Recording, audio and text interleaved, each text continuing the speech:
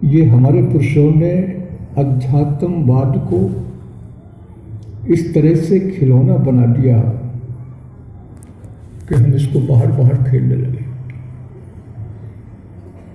अंदर से हमारी गति नहीं बनी, अंदर से हमारी मति नहीं जगी। इस मति को जगाने के लिए परम पुरुष पूर्ण धनी राधा स्वामी आए। जब फरियाद की कि हुजूर आम के लिए भी होना चाहिए, आप तो आमी हैं, आमी में रस होता, आप तो स्वामी हैं, इसलिए सबके लिए होना चाहिए। अरदास पूरी हुई और आज के पावन दिवस में स्वामी जी महाराज ने बसंत पंचमी को आम सत्संग जारी किया। आम सत्संग क्या होता है? सबके लिए, सर्वभौम, बच्चा ना तरस जाए, बूढ़ा ना रह जाए, जवान ना खिसक जाए, सब बैठे, अनपढ़ पढ़े अपढ़ सबके लिए दरवाजा खोल दिया। ये स्वामी जी महाराज के दर का घट है। इस घट में जाकर के आप पावन अमीरस पान कर सकते हो, लेकिन बाहर आप जानते हो आपका ललना जब घर से निकलता है तो धूल धूसर होके आता है, माँ की चपट खाता है और फिर बाद में सफा हो जाता है, माँ साफ करती है, बच्चे को मारती भी है, गया था गंदा होके आया है। इसी तरह से हमारा ये जो मनवा है, जिसकी अभी थोड़ी देर पहले चर्चा हो रही थी कविता के रूप में, ये परिता है। इसमें पलीता लगाने के लिए ये पावन पर्व है। आज पंचमी है, पंचमी से इस माघ में 10 दिन और रह जाते हैं और वो 30 है, और 30 और 10 का योग हो जाता है तो वो 40 है, तो मन 40 ही तो है। इसलिए मन के 40वें दिन जाकर के बुआ जी कहती है आंखें चीर में लेके बैठूंगी और मैं तो बच जाऊंगी, ये जल जाएगा।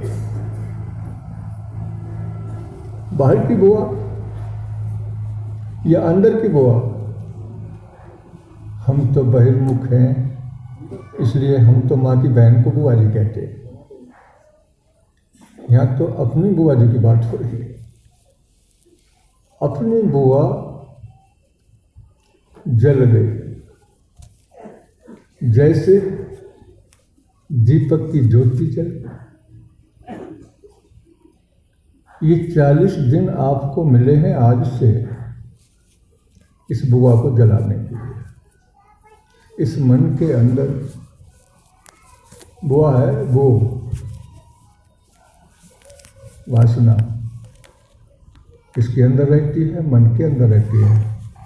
तो मन की वासना को जलाना होली कहलाता है। जब तक ये नहीं जलती तब तक वो होल जिसमें करसोल जाती है नहीं खुलता। ये बातों का विषय नहीं है, सोचने और समझने का विषय है।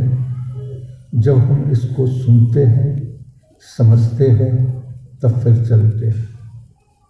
ये जीना है जिस पर चढ़ कर के जीवन को पाना है। जीवन क्या है? सत्य। और ये जीना क्या है? असत्य। इसका धाम मरघट है, मर के सबको जाना है और मरघट में जाके चिता बना के जल जाना है। शरीर तो जल जाएगा, लेकिन वासना जली क्या? शरीर को खाली करके जो आशा लेके आया था, जब अतृप्त वासनाओं को लेकर के वो निराश होकर के जाता है, तो फिर 84 घट में बंधी है, 84 का फेर घूमता है। इसी को वृत्ति चक्र कहते हैं, इसी को विवाह चक्र कहते हैं। इसको समझने के लिए परम पुरुष पूर्ण धनी आज के दिन आए और उन्होंने ये प्रकटीकरण किया कि सब मेरे बहन भाइयों मिल करके बैठो और किधर जाओ, ऊपर जाओ। काहे से जाओ? जीने पर चढ़ के जाओ। ये तुम्हारे निवास स्थान है जिसको काया कहते हैं। सब कहते हैं माया कहते हैं, हाँ है भी, इसमें दो राय नहीं। माया माँ को कहते हैं, माँ कोई बुरी होती है? अगर माँ नहीं होती तो क्या हम और आप हो जाते? सब कहते हैं माया बड़ी बुरी है। भैया वो तो बेचारी इलाज को सा खाने के लिए ही बने हैं। वो 4 बच्चे दे दे तब भी उसकी तलाक हो जाती है, घर से बाहर निकाल दी जाती है। ऐसी माया दुहागन उसने अपनी औलाद को बना बना के सबको दुहाग में डाल दिया है। हम सब दुहाग में बैठे। बहन भाइयों का योग बनता है, पाणी ग्रहण होता है, विवाह होता है, निकाह होता है, कोई फर्क नहीं पड़ता। बात समझने की है, समझ जाओ। ये निकाह क्या है? मिलन है, दो का मिलन है, एक बहन एक भाई है। जब बहन भाई मिल जाते हैं तो सुहाग हो जाता है, सुख की गली खुल जाती है, वो निवास मिल जाता है जहाँ से सुख मिलता है। लेकिन हम तो कुछ और देखते हैं। कान में कुर्र कह दी जाती है, वो कुर्र जो होती है वो काम की बात होती है। कान में काम की बात कही जाती है, कान में तो नाम की बात कही जाती है। कान आपका नाम को सुनता है, काम को सुनता है? नहीं सुनता। लेकिन आपके कान में काम की बात कही जाती है, नाम की बात नहीं कही जाती।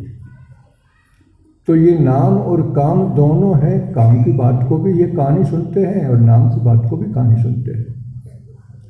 तो काम किसके लिए? काया के लिए।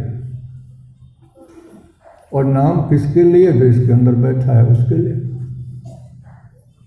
पुरवासी, ये पुर अलग है और पुर में वास करने वाला पुरुष अलग है। लेकिन हम तो पुरी बन गए।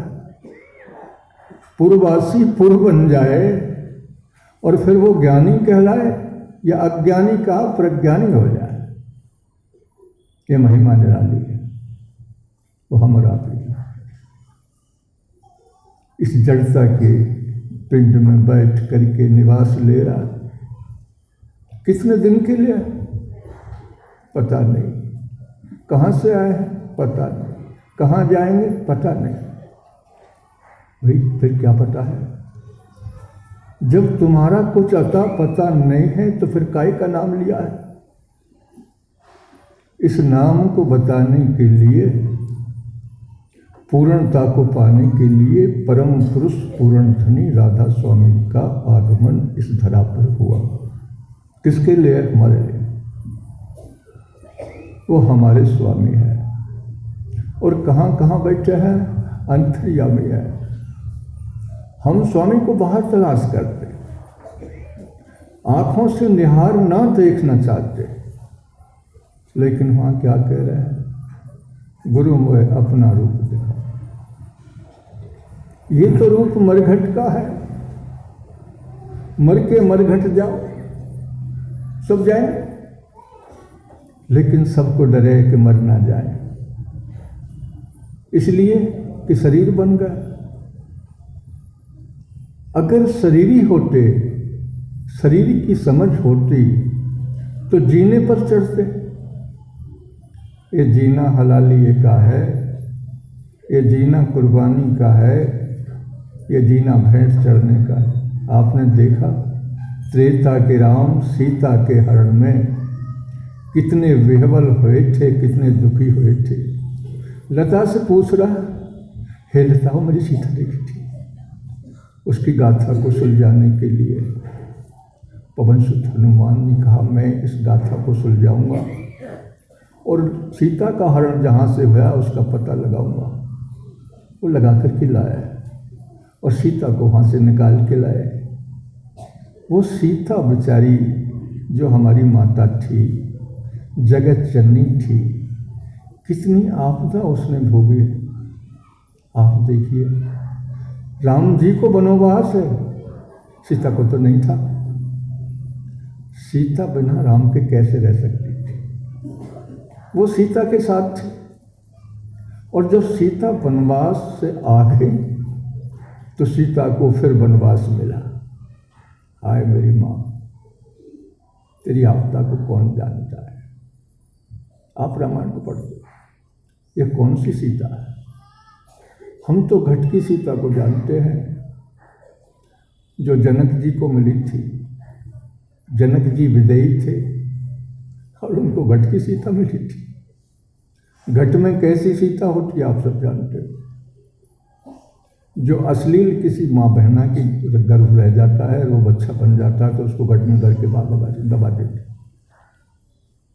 सबकी दृष्टि घट की सीता पर जब पड़ती है तो ये बाहर बाहर दृष्टि घूमती है, अंतर की दृष्टि लोप हो जाती है। ये सृष्टि का खेल हम समझते हैं नहीं है, सृष्टि वाले की तरफ को हम भूल करके निवास करते हैं। उसी को तो कहा वाहिगुरु, वो रब है, वो परम है, उसका कोई गुरु नहीं होता। जिसका कोई गुरु नहीं हो, जिसके कोई मूल नहीं हो, वो परम कहलाता। इसी तरह से आत्मा के ऊपर कोई नहीं है, इसलिए वो परमात्मा कहलाता। ये जोनी से ऊपर कोई जोनी नहीं है, इसलिए नरदेही कहलाती है। आपको मिलिए, इसके लिए आपके संकुचन को मिटाने के लिए, आपकी वृद्धता को पाने के लिए आपको लक्ष्य मिला। खाना पीना तो 84 में सबका चलता है, आपके भी मुंह बना, भूख लगती है खाना खाते हो, प्यास लगती है पानी पीते हो। रोजाना का यही तो दस्तूर है। आज खा लिया 2-4 महीने के लिए नहीं बचता है, नहीं महाराज, लेकिन दिन में कई बार होता है। ऐसा खा के इस अवधि का आकलन हम करते हैं तो 0 बात, शून्य। शून्य ही सबको खाता है। खाना आकाश का होता है, इसीलिए इसको खालू कहा जाता है। खालू जो सबको खा जाए, ऐसा भी कोई बचता है जिसको खालू ना खाए? हाँ होता है। वो कौन सा होता है? वो रतालू होता है, आख्या। उसी की हम सब लोग मुंह से करती हैं व्याख्या। उसकी तरफ को हमें गमन करना है, ये जीना ऐसा है। इस पे क्या मिलेगा? कौन चाहता है? हलाली के नाम दूसरे की गर्दन तो रेत सकते हैं, लेकिन अपनी उंगली तराशने के लिए कोई तैयार नहीं होता है। कोई ऐसा है यहाँ बैठ करके जो कहे मेरी गर्दन काट दो? लेकिन यहाँ गर्दन काटने की बात नहीं होती है, समझ की बात होती है। आपके पास में इतने धन है और फिर भी आप निर्धन। मंगता बने बैठे हैं, इसलिए पूर्ण धनी ने आकर के पूर्ण सौगात यहाँ बख्शी कि तुम महान हो, तुम श्रेष्ठ हो, तुम बलवान हो। सब जिसका निहोरा करते और वो अपने को भूल करके भटकता फिरता है, गली गली में रुदन करता फिरता। कोई किसी के लिए, कोई किसी के लिए। ऐसा कोई है जो मंगता ना हो? सब मंगता बैठे। मांग आज तक किसी की पूरी नहीं हुई, लेकिन उन्होंने कहा कि यही तो समय है जहां मांग भरी जाती है। मांग क्या है? स्वरूप स्थिति, स्वरूप ज्ञान, जिसको बोध कहा जाता है। बुद्धिमान तो बहुत बैठे। रावण क्या कम बुद्धिमान थे?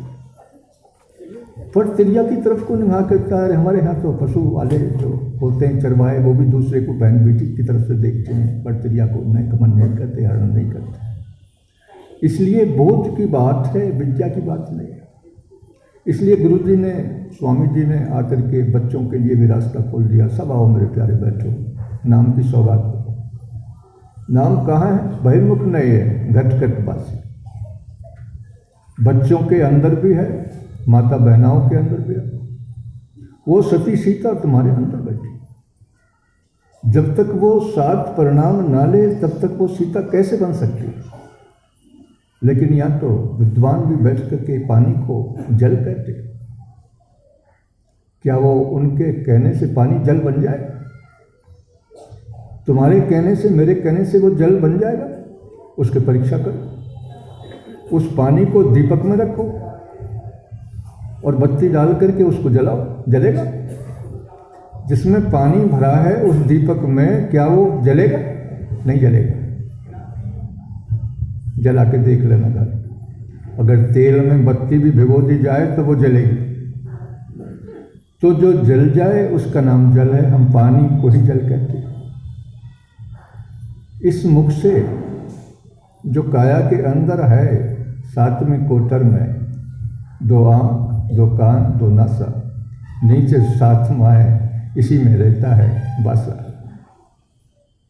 वासना का वासा इसी में है। और जब वासना का परीक्षण किया जाता है तो इसके 2 अंगुल ऊपर नासा है। आप खाने से पहले उसको परीक्षण करते हो तो नासा पर रखते हो, कहते हो ये तो बासी है, इसमें तो बदबू आ रही है, मैं नहीं खाऊंगा मम्मी। किसने बताया? नासा ने बताया। और जब सुगंधी आने लगी तो मुख में चला गया। इस तरह से मुख में चबाए हुए अन्न पानी का जो 7 परिणाम होते हैं, खिंच करके रस रहता है, रक्त बनता है, मांस मेद मज्जा में बदलता है, तब अस्थि के बाद में रस भी रस बनता है, जिसको सीता कहा जाता है। दूसरे चरणों में जल कहा जाता है। वो जल घट के अंदर है। जगत जननी सीता इसलिए है कि उसी से हमारी और आपकी पैदाइश है। घट की सीता, सबकी सीता। अब इस सीता के 2 फंक्शन हैं। एक ये घट का बीज है, क्योंकि घट में पैदा हो।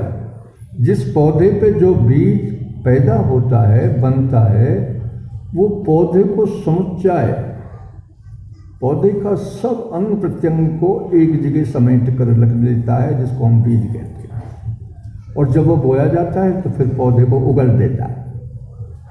जो अपने अंदर रखा वो उगल दिया, उगल करके क्या हो गया? वो पौधा बन गया। ये सृष्टि चक्र है, इसको समझना है। जब ये हम समझ गए तो इससे क्या हो गई? माँ सीता जगत जननी हो गई। उसी जल की किरण से, माता पिता के रस बीरस से ये पौधा फिर तैयार हो जाता है।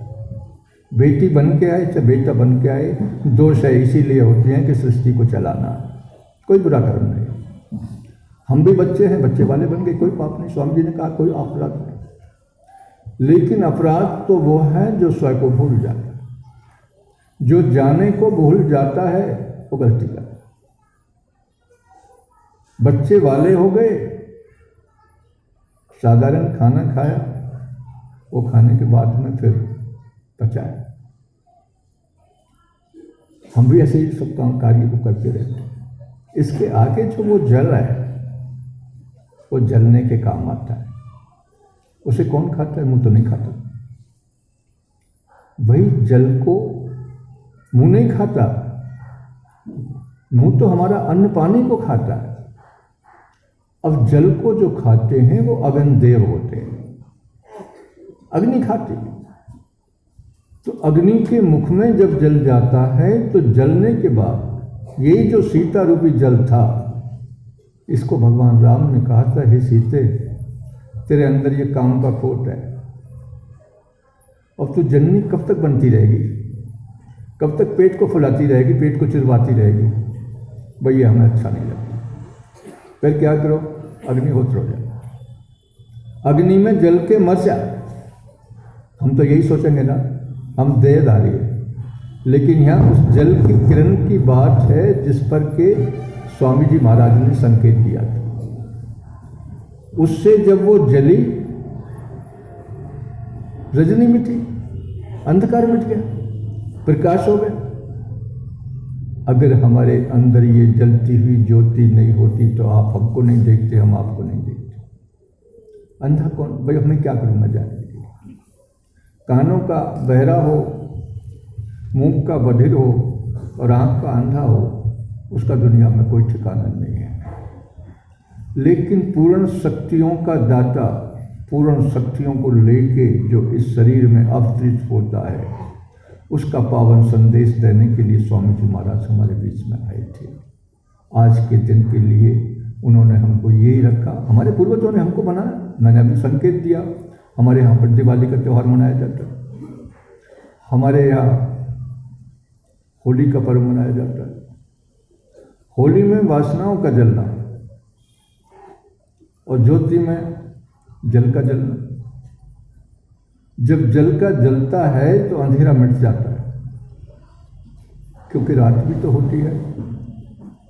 सूर्य उदय होता है, अस्ताचल को जाने के पास में निशा का, द्वितीया का चंद्रमा चमक जाता है। पूर्णता को पाकर के फिर विलय होता है।